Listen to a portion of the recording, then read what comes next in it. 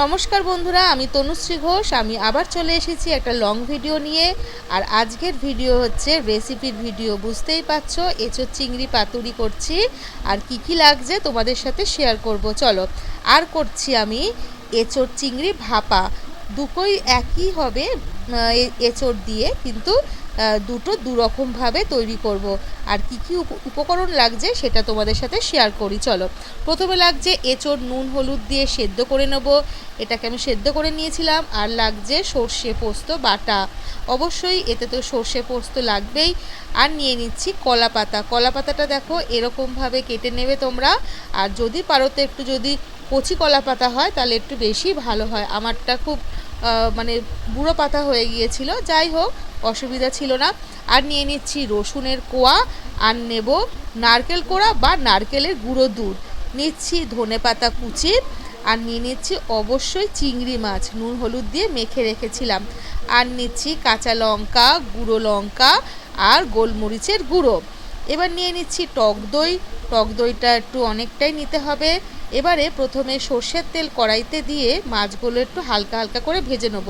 এখানে আমি কিছু মাছ হালকা করে ভেজে নিচ্ছি, কেন এটা আবার পেস্ট করতে হবে।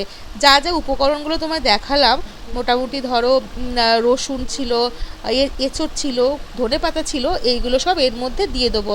এবার দেখো আমার চিংড়ি মাছটা যেই ভাজা ভাজা হয়ে এসেছে, এখানে আমি রসুনের কোয়াগুলো দিয়ে দিয়েছি। এবারে দেখো ভাজা যখন হয়ে এসছে রসুনটা, এবারে আমি দিয়ে দিলাম এঁচোড় সেদ্ধটা। এই যে এঁচোড় সেদ্ধটাকেও আমি ভালো করে একটু ভেজে নেবো, যাতে একটু লাল লাল হয়ে যায়। এর মধ্যে দিয়ে দেবো ধনে পাতা কুচানো। এটা দিয়ে আমি ভালো করে একটু নেড়ে নেবো, যাতে ধনে পাতা কুচানোটা ভালো করে মিক্সড হয়ে যায়। এই যে দেখো ঠিক এরকম হয়ে আসবে। যখনই এরকম হয়ে যাবে, এটাকে আমি একটু ঠান্ডা করতে দেবো, নয়তো ব্লেন্ডারে দেওয়া যাবে না। এই যে ব্লেন্ডারেতে আমি সব কিছু দিয়ে দিয়েছি যেগুলো আমি ভাজা করলাম। আর নিয়ে দেবো কাঁচা লঙ্কা। একটু তোমরা যেরকম ঝাল খাও সেরকম দেবে। আর দিয়ে দেবে একটু চিনি। আর এই যে দেখো আমি যে সর্ষে পোস্তটা বেটেছিলাম যেই জারটার মধ্যে, তাতে একটু জল দিয়ে দিয়েছি। আর এই দিকে দিয়ে দিয়েছি দইটা।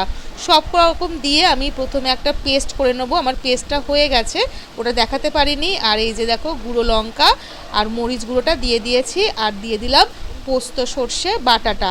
এবার দিয়ে দিচ্ছি নারকেলের দুধ। এবার তুমি যদি নারকেল কোড়া পাও আরও বেশি ভালো হয়। দিয়ে দিচ্ছি নুন। নুনটা আমি আগেও দিয়েছি, কিন্তু সেটা আমার দেখানো হয়নি। আর দিয়ে দিলাম ধনে পাতা কোচানো। আর একটু সর্ষের তেল দিয়ে ভালো করে মেখে নিয়েছি। আর কিছুটা আমি আলাদা করে উঠিয়ে রেখেছিলাম ভাপার জন্য। এই যে আবার সর্ষের তেল দিয়ে আমি ওটাকে রেখে দিয়েছি। আর এই দিকে কলা পাতাগুলোকে ভালো করে আগুনে সেঁকে নিচ্ছি এপিট ওপিট করে। এই যে দেখো আমি তেলটা দিয়ে আমি ভালো করে চামচের সাহায্যে মিক্সড করে নিচ্ছি। আর যে কলা পাতাটাকে আমি একটু আগুনে সেঁকে নিয়েছিলাম, সেই যে দেখো দু পিঠে সেঁকে নিয়েছি। আর একটা সুতো লাগবে। এবারে একটু একটু করে পেস্টটা দেব ভালো করে দিয়ে, তার মধ্যে আমি কয়েকটা চিংড়ি মাছ দিয়ে দেবো।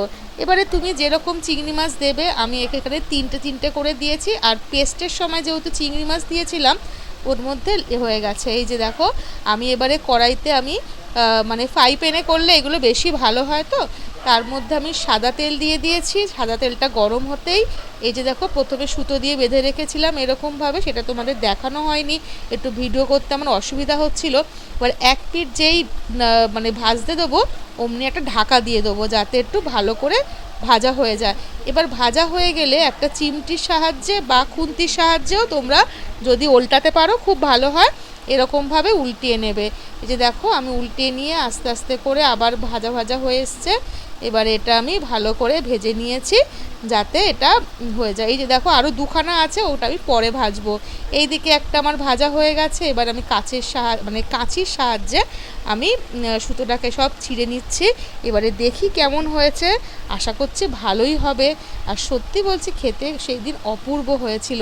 তোমরা সবাই বানিয়ে দেখবে। এই দেখো, দেখেছো এত সুন্দর লাগছিল এঁচোড় চিংড়ি পাতুরি। এটা আমি প্রথমবার ট্রাই করেছি, আমার তো ভীষণ ভালো লেগেছে। ঝালটা একটু কম হয়েছিল, কেন বুঝতে পারিনি যে কাঁচা লঙ্কাগুলোতে একটু ঝাল কম ছিল। তোমরা যেরকম ইচ্ছে তোমরা ঝাল দিয়ে খেতে পারো। এই যে দেখো ভাতের মধ্যে নিয়ে নিয়েছি, দারুণ হয়েছিল। তোমরা কে কে এই রেসিপিটা খেয়েছো আমাকে অবশ্যই জানাবে। আর আমার রেসিপিটা যদি ভালো লাগে তোমরা বাড়িতে একবার ট্রাই করো। আর তোমরা কেরম করে বানিয়েছো বা বানাও আমাকেও একটু বলো। আর এই দিকে এবারে বানাবো এঁচোড় চিংড়ি ভাপা। প্রথমে যেই পেস্টটা দেখালাম সেই পেস্টটাকেই দিয়ে বা একটা টিফিন বক্সে দিয়ে তার মধ্যে তেল দিয়ে আর চিংড়ি মাছগুলো সাজিয়ে দেবো। এই যে দেখো আমার ভাপানো হয়ে গেল। আমি তোমাদের এটা ভিডিও করে দেখাতে পারিনি, তো যাই হোক খুব ভালো হয়েছে খেতে। আর তোমরাও একদিন বানিও। আমার রেসিপি যদি ভালো লাগে আমাকে অবশ্যই কমেন্ট করে জানিও।